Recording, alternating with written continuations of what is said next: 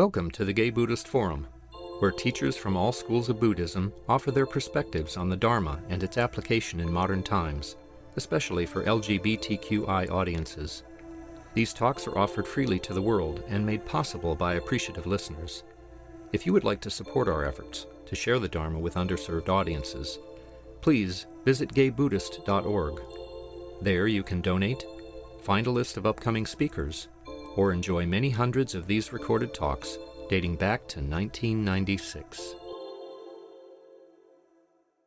Before we hear from our speaker, it's our custom to go around and introduce ourselves. I'm Marvin Snow.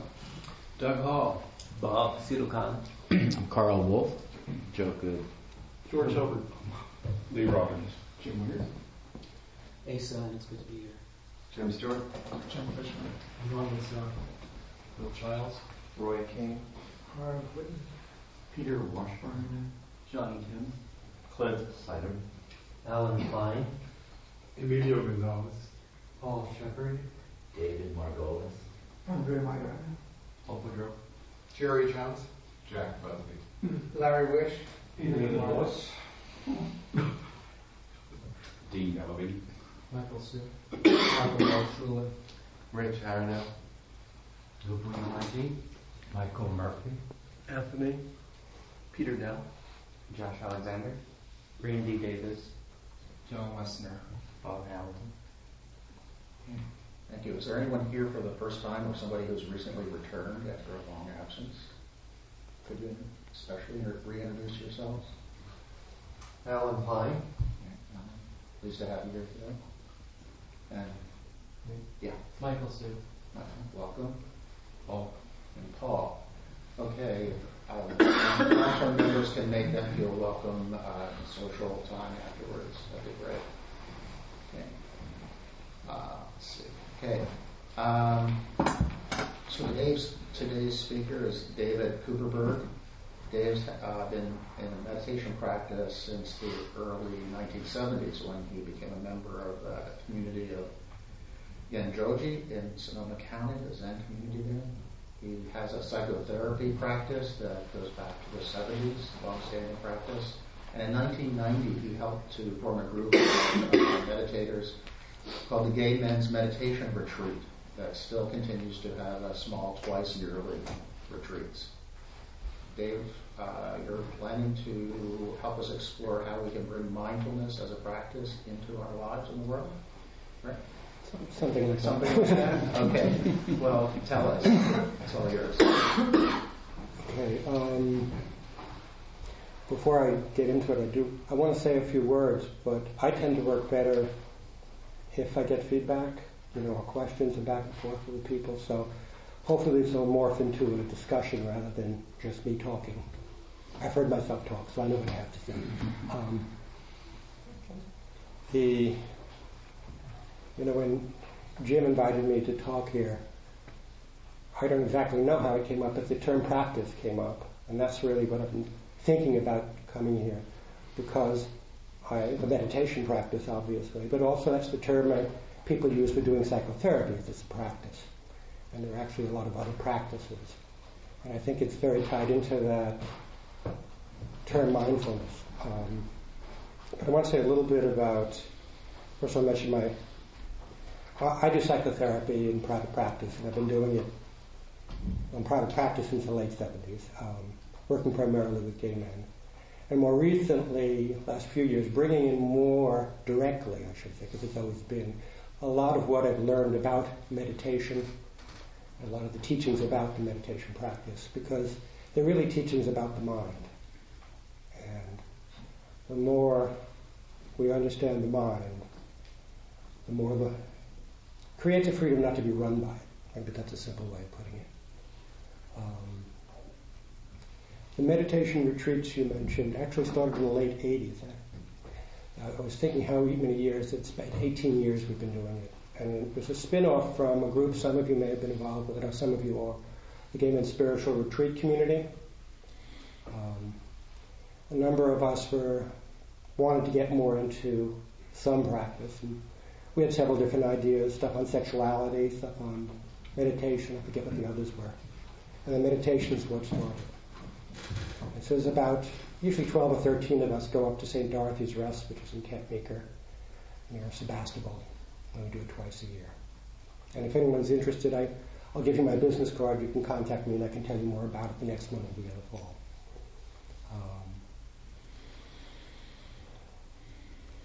That's the business side.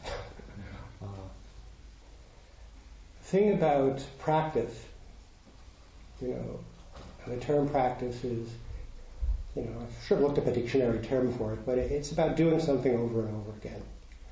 But it isn't just about doing it to me. It's about learning and paying attention. And I think that's where mindfulness comes. So as a therapist, I ask lots of questions. Somebody says something, I don't just sometimes I take it, sometimes I just ask them more what they mean by it. If they're unhappy, what are they unhappy? Unhappy in a relationship, what makes them unhappy? It's really about, that's an interesting aspect. I've heard people actually in the past criticize both therapy, I didn't pull these two together, but being in therapy as well as meditation practice as being very selfish practices, because the focus is very inward, and it's all on you. And I don't know how long all of you guys have been practicing, but one of the magics I find from it is, as I look at me, as I look at my mind, I learn about the mind. There's a level where being human is being human.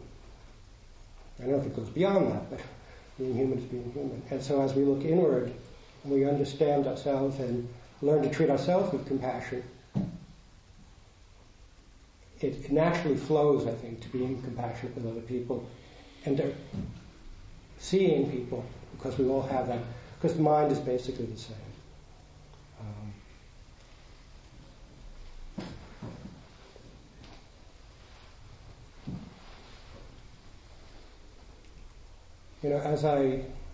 There's been several books I've read over the years, and I don't read a lot of books.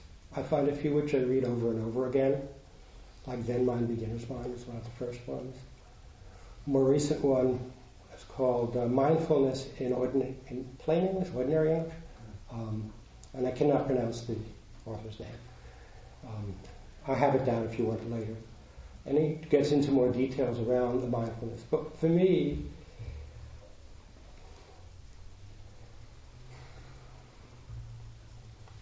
I'm getting too much in my head right now, so I'm losing it.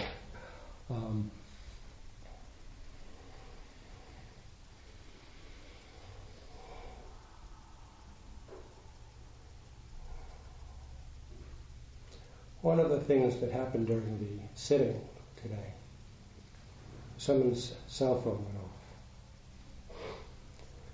And what it did is it brought me back to the present.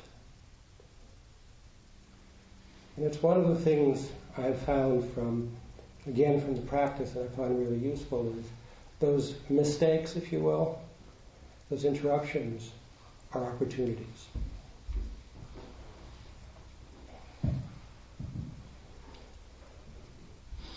Where was I when I was interrupted? I'm presuming most of you are coming from a Buddhist background with meditation. And some of you may be coming elsewhere. But from what I've studied, it's really about being present. And usually when I get disturbed, it's because I've gone somewhere. And in therapy, it's a similar thing. When you've had a terrible relationship, you can beat yourself up over it, or you can learn from it and wake up. What were you going for? What did you open yourself to, and why?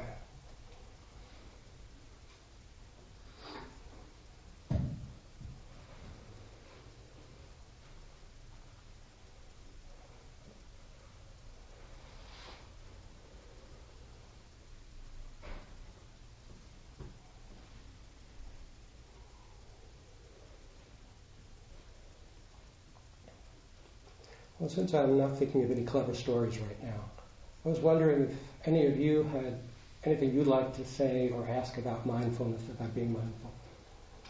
So, first of all, I'm the guilty person with the cell phone, so Thank you. And what I wanted to ask about, you had talked about the inward focus, and one could look upon that as a selfish aspect. And so one of the things that I did for a while and don't do as much now from Sylvia Bernstein, I'm not sure, was generosity practice. And I wondered if you might have anything you might care to say about that. I can't say anything specifically. I've read a little bit of her stuff around generosity. I've been to a workshop which was not on, it was on therapy, but it was really more about that too in many ways. But the word I think about is compassion. But generosity, I think, lends something more to it. She talked about, it was something that had come up with her and some students. She describes it, and one of them suggested to do 3 acts of selfless generosity a day. And it didn't have to be saving the world. It could be letting somebody take the parking place, or not beating it. It comes up often for me in life. Or smiling at the cashier in the supermarket line. And so I wondered if you'd had any... It just struck me in relationship to this issue of the self-focus versus the other's focus, and a way to actualize compassion. Again, I think of the term practice. And actualizing compassion. I know in my life what I've done is, I was thinking the other day I'd called up someone in one state bureaucracy. I hadn't sent my check-in on time for some disability insurance.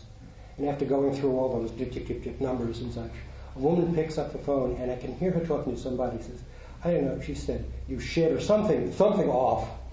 And I sort of laughed, and I said, I hope you're not talking to me. And she laughed. But what it did is it opened up the communication. So on one level, it's being generous. But on another level, it's being very selfish. I enjoy when I can laugh with people, when I can touch, even in that moment, with the clerk, when you can make eye contact and smile. It becomes not just a machine giving something, there's that touching of it. So it's generosity, it's giving, but it's also taking. And I see nothing wrong with taking. That's one of my bugaboos, is that selfishness has a bad rap. When we're talking about somebody being selfish, I believe we're really talking about someone being inconsiderate. The problem with selfishness is not that I want or I take, it's that I do so in some way where I'm taking away from someone else or not being considerate of your feelings.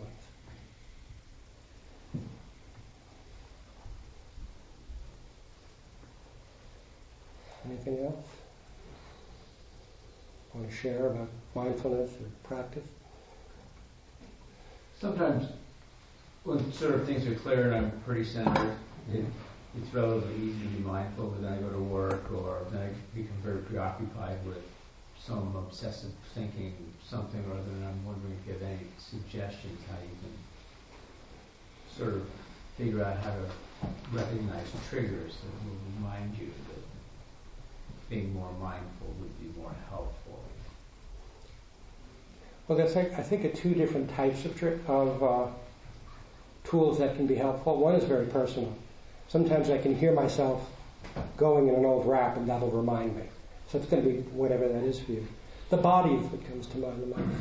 When I'm not being mindful, usually I'm sitting in a bad position and I'm starting to hurt.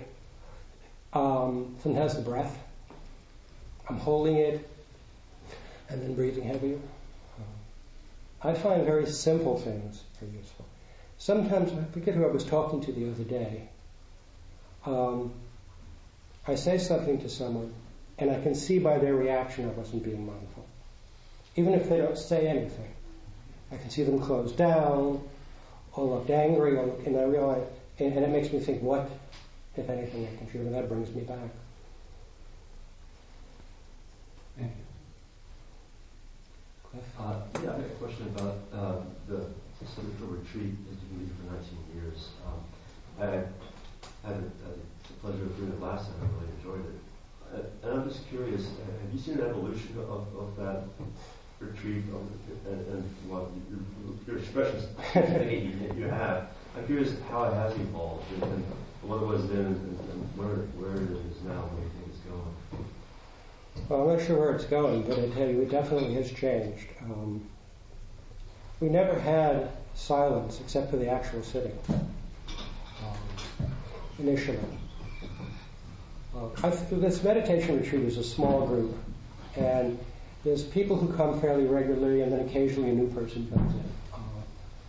And at first there was more sexual acting out, for instance. There was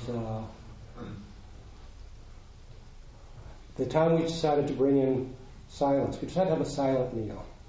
This was the noisiest silent meal you ever did, but not by words, by mind. And one of the themes that's come up in that retreat, and it continues to be a theme, though it's dealt with differently, is there are 2 parts. It is a meditation retreat and it is a community. You know, the term Sangha comes to mind, but I'm always hesitant with those Sanskrit words because I think they have very special meaning for people. But we come because there's a brotherhood, there's a connection, and people want to be with each other. Sometimes we haven't seen each other since a prior retreat and talk. And what's involved, part of it with the silence is like we have the initial Friday evening dinner is not silent. And the people who come up Friday have a chance to, so people have a chance to schmooze, to get to know each other, to touch base. And it's only after the potluck dinner on Friday when we, set the retreat that we go towards the silence that we have less of that. But it's still a struggle because I see you and I want to reach out to you, but if we start talking, are we being mindful or are we going off? And that's been one of the things that's been going in my mind in terms of those retreats is there's the silence in the building and people can go off and walk if they want to talk so it doesn't disturb the silence for other people. But if I'm on a walk and someone starts talking to me, mindful talking, I guess. Am I being mindful or am I just chattering? And most of us can get into entertaining. That can be fun. Just to be more aware of it. Anyway, those are some of the themes that have come up over the years. Yeah. Maybe you should say your name before you talk. I'm Johnny, and I was wondering if you could define what your definition of mindfulness and then also being present. If you could give definitions for those 2 terms, and if there is a difference for you? Good question. I'm not sure if there's a difference. I can't think of it right now. To me, well, there is a difference. It's like a similar way to cover phrases that cover the similar ground. It's really about being present, but the focus in mindfulness, to me, is about, it's pre-verbal, as someone wrote. It's about being able to experience the present just as it is. To be with that moment before the mind engages and say, oh, that's a man, or you're wearing black, or I'm attracted or I'm not attracted, which is what the mind does. And it may be some of what the mind does with that is also being mindful if I'm aware that stuff's coming up, rather than being lost in it, identified with it, if that makes sense. So it's about being present, but in a much more powerful way. And one of the interesting things which I really haven't figured out myself is reading in that book I mentioned about mindfulness in plain English. She talks about concentration and mindfulness. And concentration is really focusing on something. And I think it's very easy for those 2 to be in conflict. And yet those are both part of the meditation practice. If you concentrate on your breath or you count them, it's focusing the mind. It creates, I think, a certain discipline to being present because the mind shuts around. But I think it's more of a means towards being able to get in touch with the present in a way where it's before we've analyzed it, before we've categorized it. That moment where we're just aware before we go do something with it. Yeah, my name is Andre.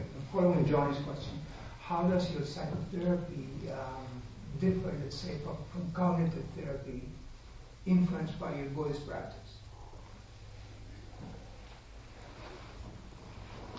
A lot of what I've done in therapy has been, I think, somewhat similar and it's somewhat similar to cognitive therapy. But I've never studied cognitive therapy, so I don't want to speak to it directly.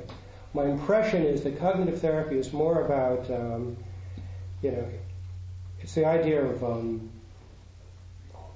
thoughts. It's like cognitive behavioral, is what they call it sometimes. And it's not just about behavior, but how the mind works. To me, I guess I can't do it clearly, to be quite honest. The way meditation has come in to me, and my understanding of meditation more recently, for instance, two things I talk to. One is, again, just being aware of where you are, being aware of the body. Often somebody's going on a date, for instance,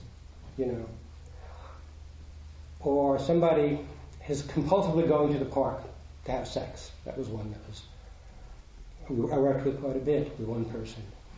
And rather than saying do or don't, because that doesn't usually do much good, it just complicates matters, I asked him to pay attention to how he felt before he went, as well as how he thought.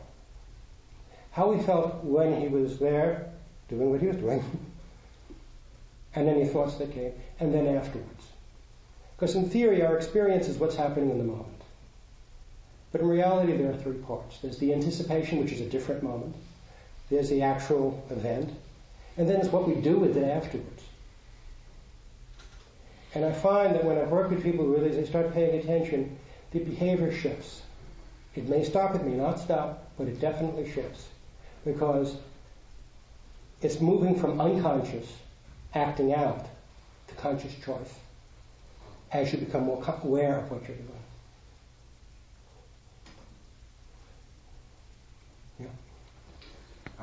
I'm just curious, as a spiritually oriented therapist, it's probably sort of more an open question to therapists, but the thought of working with people at the level of their personality versus at the level of maybe something else, like their soul, their essence, or whatever you might want to call it, whether you roll that into your work at all, or whether you keep strictly at the personality level. I don't know how to do that. I don't know how to separate those things. I've studied therapy, I've been in therapy. What I bring to therapy is a lot of what I studied in my personality and who I am. I mean, the focus is on the other. And so those boundaries, don't exist as boundaries. So like the example I gave, it's a relatively concrete thing, and there are behavioral things you can do with it. But I'm trying to work on multiple levels with people. And what I find when people have worked with me for a while go, well, it's like they're asking the questions themselves. They sometimes tell me when I'm going off on a tangent. There's one person who's, part of his personality is shooting every direction. He says, wait a second, I'm supposed to do that, not you. It's a two-way street, obviously. I pick up from them too. So I don't know how to separate. To me, they're all integrated. And not always on a conscious level. I think of therapy as a certain level of science, but it's more of an art, the way I experience it, creative process.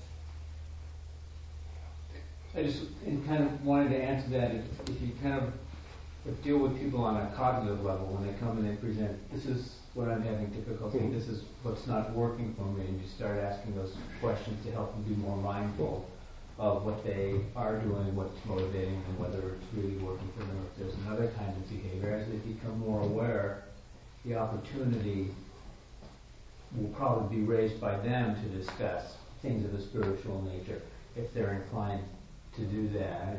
In earlier experiences have taught me when you sort of like try to go there before they have raised the subject, they may not want to go there. And you miss the opportunity to do some work that could be very practical assistance to them and lead the spiritual issues to surface, as they probably will if they remove some of the stuff. I have become a lot more hesitant to even use the term spiritual. Like when psychologists write, what the hell does that mean? Do I do spiritual shopping retreats? I mean, probably some people feel that way, so I'm hesitant to do that. But I hear what you're saying, because what you intervene with a person, how you engage a person, depends on where they're coming from. Some people are relatively concrete oriented. I studied hypnosis, and I used to initially put that out, and I stopped because everybody wanted me to do them, to fix them. That was what it was. And even, and then I tried to teach self-hypnosis, and that didn't go very well. And I realized it was the same thing. The image of hypnosis is they're mind states, and they can be useful. But most people who are seeking hypnosis want somebody to come and fix them. And what I'm about is teaching you to fix you, because you're the expert. But helping you learn how to pay attention. That's what, and there are specific things I can say. There's specific skills I learn. Red, what's your name? My name's Paul. I was just thinking about what my definition of mindfulness is, and part of it is really letting go. Letting go of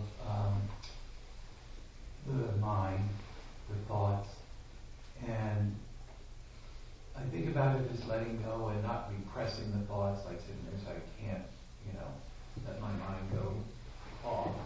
I allow my mind to go off, but I also allow it to take a break. And that has been a huge benefit for me. And I also, earlier on, you were talking about taking as being selfish, and I had a discussion with someone recently about how hard it is for me to hear when people say nice things about me. My knee-jerk is to put up a wall and not believe it. I mean, sometimes I'm actually dumbfounded. Why did they say that? I really am actually dumbfounded. And so, part of taking for me is to really open myself up, when people offer small or big compliments or praise, to take that. And I don't think that's a selfish thing at all. I think it's a real practice to make myself whole. And also maybe, I didn't think of it, but, maybe to be more mindful of praising people in small and big ways when the opportunity presents itself, and not to overlook those times, I've done some play directing, and the mindfulness for me there is to never pass up an opportunity to compliment the actor and what they're doing. I mean, there's a selfish reason I want them to remember. I want them to remember what they're doing. But it's also to liberate them in some way, to give them compliments. And there's also mindfulness about giving negative feedback too. But if it's given as a gift and in a loving way,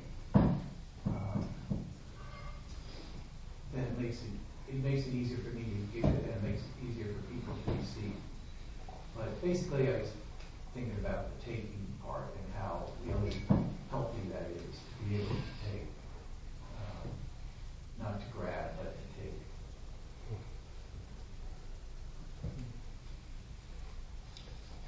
I was going to ask about mindfulness and handling the very kind of deep habitual patterns that you have from your childhood. Almost these things that are so part of you that it's almost your posture against the world. It's not necessarily associated with the thought. It's almost your stance, how you see yourself in the world. It's so basic and such a core part of you. How do you use mindfulness for this really deep childhood? Well, part of it is, and the initial part is paying attention and being aware of any judgments that come up with it. I mean, obviously what we do in therapy is we go to try to make those connections. When I first did therapy, I didn't take history in people at all, because I believed everything that you've had is with you today on some level. And I still think it's true, but I found doing history made it easier for me. Because then when you talk about something, I could say, oh, and when you were 5 and this happened, or I can help them start making those connections. I find that when I can connect in my own life to how I'm stuck today to something earlier, somehow or other something shifts. And it may be just because I'm making sense out of it. It may be because by releasing some stuck place in the past, I'm now free today, but it does help. But when it goes that deep, often you need to connect back. It's useful to connect back to it. But in the immediate sense, to be aware, and to be aware of the judgment that comes in, and to be curious about it. Just like when you were talking about difficulty taking in. Well, I think it's good to experiment, maybe just not pushing away. Maybe you don't have to take in a compliment. Maybe you can just let it be with you and see how it feels, and what feels good or not good about it, or real or unreal. Maybe we don't have to sort of force feed ourselves.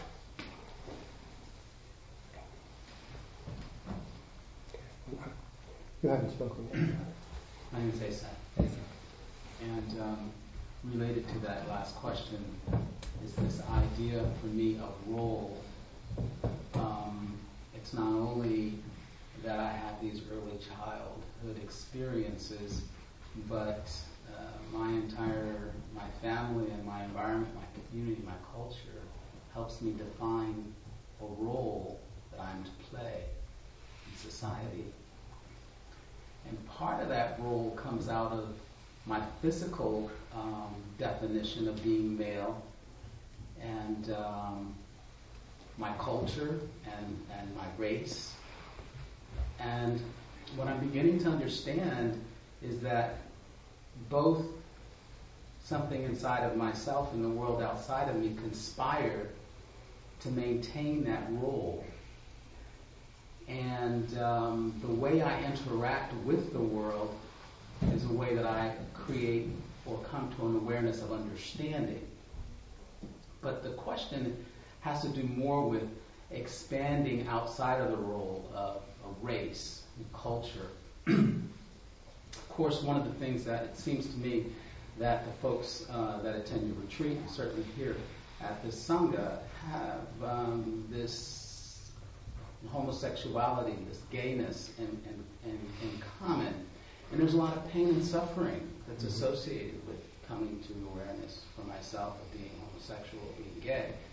And so that's something I have to struggle with. So that's a common thing that I have here. So the thing has to do with how I engage socially to transcend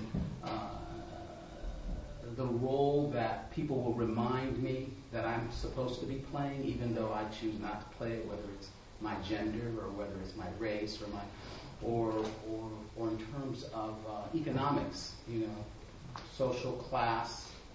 So I find that when I lived in the East, I went to Fire Island, I did all the things that gay people do, and then when I came to California, I did all the things that gay people do.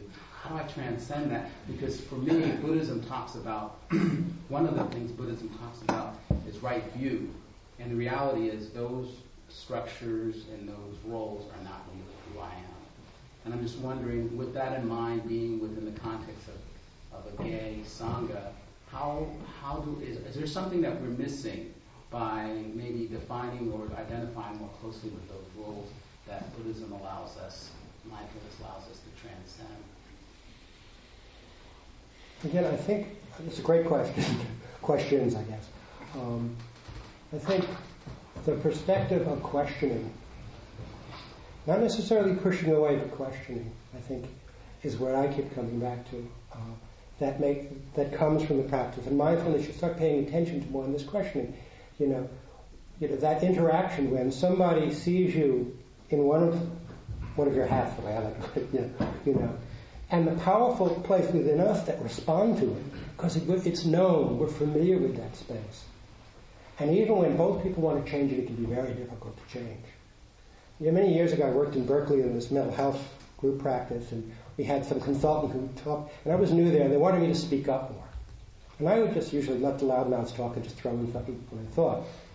So when the next meeting came up, they got stuck around dealing with somebody, and I mentioned something. There was like 30 seconds of silence. And then one of the key characters said basically the same thing, and everybody told him how wonderful what he said was. And then I did open my mouth, because these were all mental health workers. The agenda was for me to speak up more. But when I spoke up, I wasn't heard. So even though I did it, but when I spoke up about not being heard, things shifted. I don't think there's an overall answer to each situation, but being aware of it, and for me, I know one of the things is not just not getting stuck in a role, but also not reacting to it, because there's a place in me, that will react. When I was a kid, I had a crew cut all the time. Everyone was getting longer hair. My father liked a crew cut, but one of the reasons I kept it is because everyone else was doing long hair. It was a stuck place because it was a reactive place, just as much as going along with the crowd. But I hope that helps some. Jimmy? Yeah.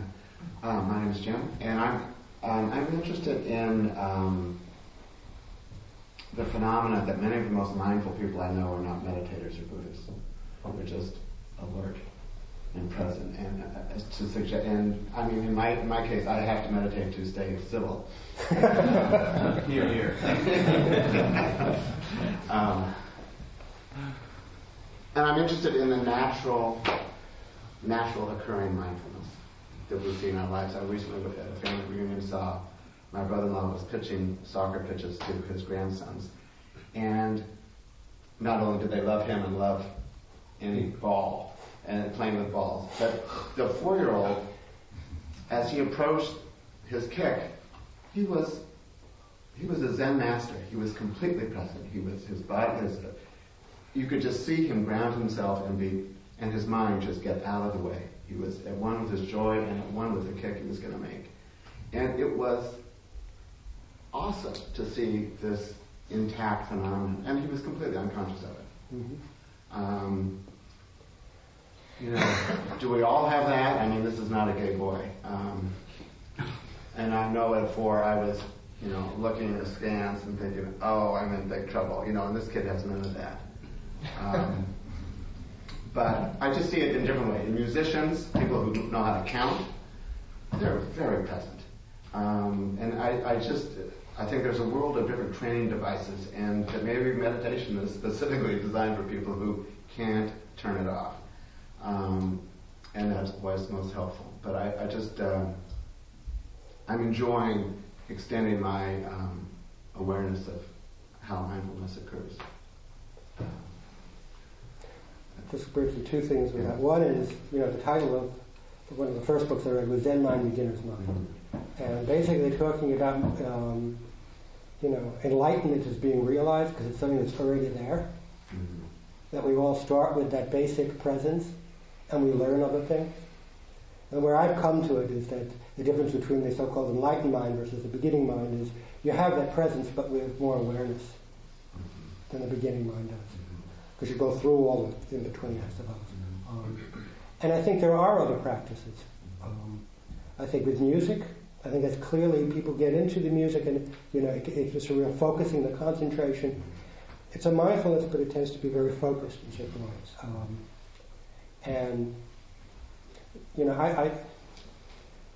If I wasn't meditating, I tend to lose track of everything. I get more disorganized. I emotionally get disorganized. I have a lot more problems in my life than when I'm practicing more because then I'm more mindful. It's a little different thing. So, yes. This is kind of in train with the last 2 questions. We're learning from neuroscience, for instance, that we notice something before we notice it. The brain is already doing things before we are aware of it. And I'm wondering if mindfulness isn't, or a very economical way of saying mindfulness, is interrupting the reactivity. However one might do it. And listening to music might be one way, or practicing as an athlete would, practicing as a musician would, maybe even as a mathematician. So any kind of something that's not so much reactive, but goes against that, stops it, interrupts it. Meditation would, I don't know. I don't think there's a lot of new stuff in neuroscience, and I've read some of it, and I've always taken the stuff with a bit of a grain of salt. It's changed. I used to think that you can get neurons that didn't change once you reach a certain age. Now they know that's not true. So as you learn new things, you're actually changing the physical structure of the brain. Well, that makes sense. I think it's a back and forth process between mind and body. And there's stuff I was taking this workshop on, obsessions or compulsions, and about how the brain encodes certain information, and if you go ABC, once you hit A, you're going to go to C. So someone uses speed is going to be having sex, it goes, or maybe the other way around. I don't think they study that well enough to know, and how do you break that process, break it apart, so that the first trigger doesn't automatically set the neurons onto the last. But maybe more with consciousness, there may be an impulse, but you don't necessarily follow the impulse. Yes? Well, there were two things I wanted to say. I don't know your name. Mine? Yeah. I'm David. David. And you're Ace. I think, just speaking for myself, trying to change any behavior that's deeply rooted, what I've realized is that there's always this kind of ritual. It's not like I just do the behavior. There's all this kind of prep work that happens. This kind of, and it's interesting. I've observed how it's very similar. It's like a ritualized event that happens, and just noticing the couple steps before helps me kind of, be aware and prevent doing a certain behavior. And there's a certain ritual afterwards as well, like shame or guilt or usually those kinds of emotions. And also recognizing how there are people or environments that kind of also ritualize the event, and sometimes just removing yourself or even asking people, I'm trying to change this behavior, could you please not do this? I think has been really helpful for me. And the other question I wanted to ask is, you talked about being present as either being aware of your thoughts or a state of just sensory input before categorizing. Like, this is a man, this is a black shirt. And that kind of state, I'm wondering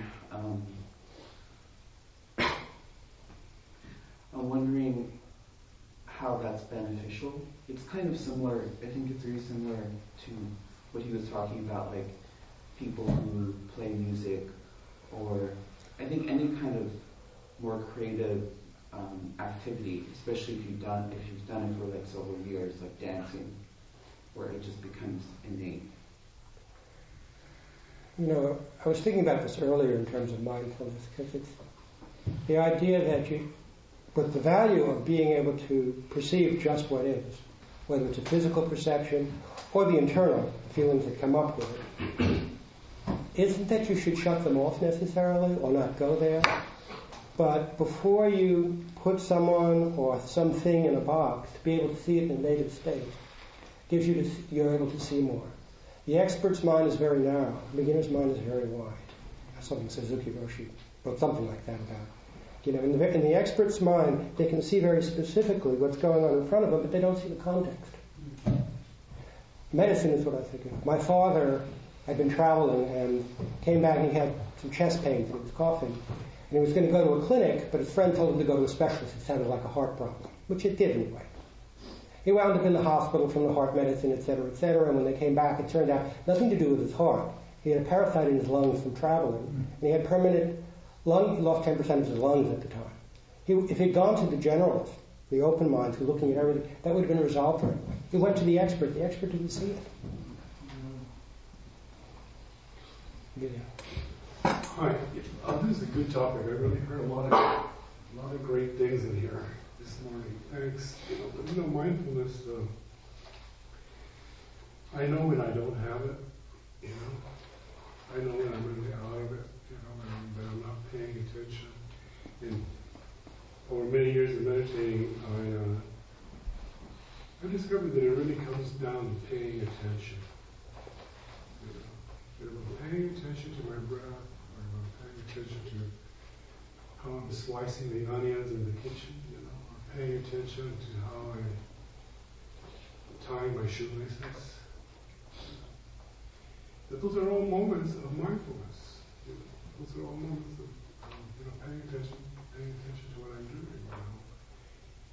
But where we live and how we live, doesn't support mindfulness. And I find, like talking blows my mindfulness. I'm paying attention when I'm talking all the time. So I have to talk less. The other thing that you mentioned, Dave, which I thought was really interesting, is questioning. I think, a lot of us are educated on the question. We went to college and we asked a lot of questions. You got a good grade. And you moved on. This inquiring mind, keeps going. But that has nothing to do with just being still and being quiet and sitting there and practicing. Because it's really all about practice. It's really all about practice. For me, writers write, artists paint, and meditators meditate. If you can. I'm very lucky that in the last 10 years, I've moved to Sonoma County. I've been able to meditate daily, in the morning and in the evening, and I noticed the difference, and I noticed the difference in how I tie my shoelaces, small things, but that I'm more present just by being still and being quiet. So I don't really have a question on that. I just would say, I can remember the first time when I meditated, that aha feeling. It was a good feeling, it was also a thinking feeling. And since then it's been meditating and not meditating. But I got it, that this was about, there was something so basic in it. As I expanded the idea of whatever it is that reality is, for example, I've had to accept the sun as part of my body because I'm as dependent on the sun as I am on my heart or any other thing in my body. And having seen these wonderful pictures about quantum foam and dancing molecules and all the rest of it, I know that I sit here, I'm as dependent on the air around me as anything else, or the moisture. I have to carry that on and say that I'm dependent on the oceans and everything else, so that there really isn't any me that can be defined or sit here. If there's anything, it's everything. And I think that's a view that's coming up the more we learn about our physical space and our microspace and what they're telling us from Berkeley, and it's outstanding, but essentially it's mysterious. There's just nobody home at all. Now, this may be Alzheimer's, but I can report that the less you remember of mine and the older you get, the more fun it is sometimes. You can always say, when somebody comes to you, do you remember when we tripped in New York back in 19 blah blah blah? You have to say, well, I'm sorry, I wasn't there. You may not have been. Well, in any sense that I was there, I wasn't there. Certainly the one that I thought that was there then, I have to maintain the idea that I'm just some kind of floating mystery that upsets some people. We're awfully glad to see you. The sun and the universe and all the rest of it, star dust, sitting there having a wonderful meal. But when the check comes out, can't send it off to the sun now. But when you say that, it was one of the other things I was thinking in terms of practice and mindfulness is coming here to this location. A lot of you are old enough to remember when the 21st Street bands were around here. Mm-hmm. Just a short, down the end of the block. And I was thinking, well, how mindful was I then? And it was interesting because it was in and out. Because I would go there and I was very present. And how much was that fantasy and how much that was a practice of being with somebody. And it was just, because there were moments even there where there was a connection with somebody, where there was the erotic energy, but there was also some back and forth that was very powerful, sometimes verbal, sometimes not verbal. You learned something from it. It was a teaching. As long as you're paying attention. Excuse me, David, but I am being mindful of the time. And there's probably time for a question or two more. Larry, I This has been a very interesting time here together, and I want to appreciate you for having the kind of dialogue and sharing, not just the speaking. So I thank you very much. And I'm curious in that you've had a really long career in psychotherapy and focusing on gay men. What you find to be either different? Well, I don't know if you have a comparison between gay men and the general population, but what are some of the biggest themes that people come to you for as gay men? As gay men. Well, first of all, the biggest things people come to me for are the same things that come to anyone else for. Self-esteem, relationships, that sort of thing. Fundamentally is always there. It used to be a lot more around homophobia. I find it comes, but it's a lot less, at least directly. Some of the stuff is about establishing relationships. I guess it's the subtler levels of homophobia to it. Establishing a relationship with another man, and making values around that. And the standard stuff with drugs and other compulsions is always coming through. But underneath that, again, it starts moving to what we call spiritual stuff. Because all that stuff is acting out, trying to get something and getting a glimpse of something in a way that's stuck. Because I think even when people use drugs, you can get a glimpse of something very powerful. But how do you make that your life? Other than take a lot of pills. Just a little bit of an add-on. You mentioned the term acting out about 3 or 4 times. Can you define that? Well, the simplest way is acting in a way which is unconscious and probably not in your best interest. And repetitive. It tends to be repetitive, yeah. I just want to say that I attend Dave's meditation retreat for the last 10 years. And what happens there is that you have the option to be silent for 3 days in a row. If you want to, you don't have to talk to anybody at all for that time. All the meals are silent, and the house is silent most of the time. But it's user-friendly in that if you're walking in the dining hall or you're out on the trail, you can talk. So a lot of that goes on.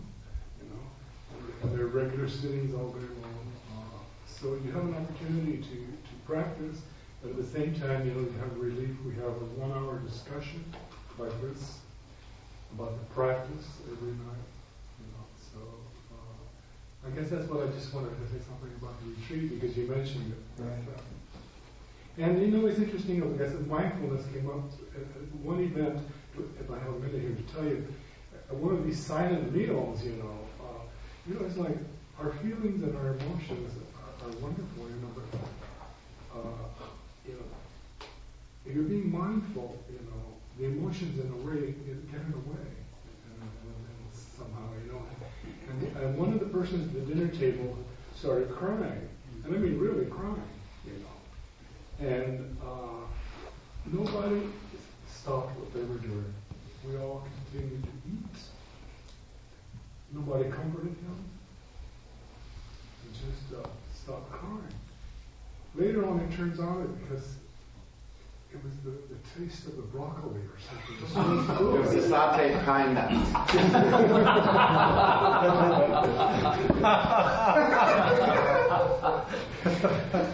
Anyway,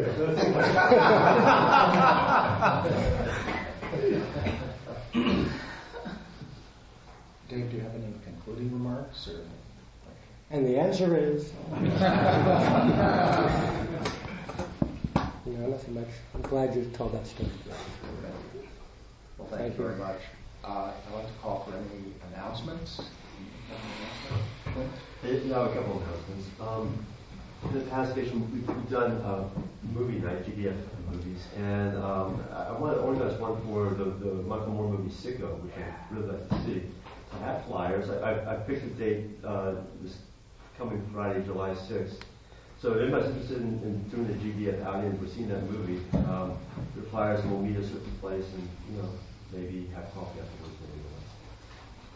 Which movie? Sicko. It's that Michael Moore documentary. Has Into Deep Silence played here? Yes. Yes. So it's gone.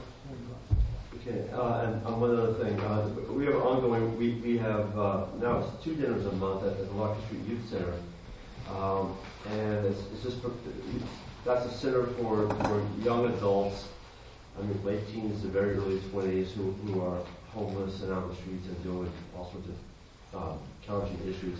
And so we do a dinner for them, and again, we just started doing it twice a month. We do it once a month for about 7 months. So if you want to volunteer on that, I had one, and Bill Weber had the other one. If people want to volunteer for that, just see me, and I would I'll take it down. What are the Sundays or the Saturday nights? It's Saturday, thank you. It's always the 3rd and 4th Saturdays of the month. Any other announcements? Yeah. Yeah, next week our speaker is Sean Fight, who is involved in Vipassana in Zen, lived in Burma. Is an expert on Buddhist chanting, and he's going to lead us in the exploration of that. Yes. This went on the listserv, but I went yesterday. There is an exhibit of relics that is traveling the world that is at this Tibetan center at 399 Webster at Webster and Oak. The actual relics of the Buddha himself and his attendants and his disciples and through the ages. It's quite powerful. Today's the last day. It ends at 5, and it's right at, like I say, at Webster and Oak at this Tibetan Buddhist center. So they also have a person who will give you a blessing with the relics if you want to. It's pretty powerful seeing. I mean, and these relics are what they are. Is after the cremation of these enlightened beings, there are like little pearls when they sift through the bones and the ashes that are left. And so it's the Maitreya project is what this is all about, and there's going to be a big statue of the Buddha Maitreya that's going to be erected in India, where these relics will be placed in the heart of the statue in the next couple of years. So anyway, today's the last day. Todd, did you have an announcement? I'm the host today. Great, I'm looking for those. And who are the new members today? Anyone new? So there's muffins and that are not vegan, and there's fruit salad out there. I'm going to be coming around with a Donna bowl, asking for donations. Suggested donation is $5 to $8, and there's tea. Please wash out your teacup if you use it and place it on the shelf to dry. Some people will get together afterwards and go out for lunch, and they'll gather toward the front of the building around 12:30. And there's also a sign-up sheet. If you're new and you want to sign up and get our newsletter, you can go on there. There's also a sign-up for the directory. And that's it. Great. Then we're just about to conclude everything. But just so everybody knows, the host always announces these things, but I'm not sure that people are aware that out on the counter are these. Not only is the Donna Bowl there, but there's a little overview of the Gay Buddhist Fellowship. Take one if it's useful to you or your friends. There's usually out there the most recent newsletter that you can have emailed to you, or mailed to you, but there's a hard copy available for those who haven't had either one. The sign-up sheet looks like this. Please sign up. Your signature and information will be transmitted to Todd, and he'll put it in a listing where we can get in touch with you via email if that's what you'd like. And finally, if you'd like to have your name and address and whatever added to the membership list, the hard copy membership list, we'll do that. There is also some attention to activities that you might be involved in that would be of interest to other members. So I encourage you to do that if you feel so inclined. There's also a Yahoo group, which is really a good way to get information out for an event like this or others. So, Yahoo group address. Okay, so it's Gay Buddhist Fellowship. So I encourage people who want to know what's going on or have a means of being contacted to join the group. There's a link from the gaybuddhist.org website to the Yahoo group. Okay. And maybe one last thing, I promise the last thing. The website is about to be updated. It's great right now, but if you haven't visited, visit it and and notice how it will be evolving in future weeks here. There's a lot of information there. So maybe if we can gather for the dedication of miracle.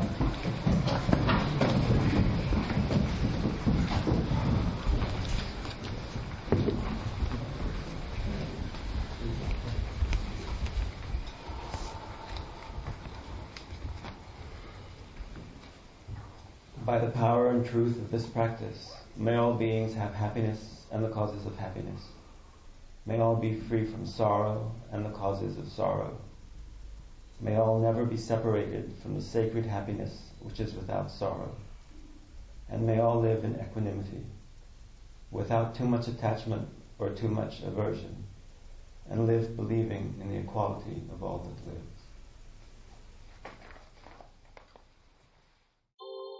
Thank you for listening to the Gay Buddhist Forum. If you would like to hear several new talks per month and be notified of upcoming speakers so you can participate live, please subscribe to this podcast, like us on Facebook, and join our mailing list by visiting gaybuddhist.org.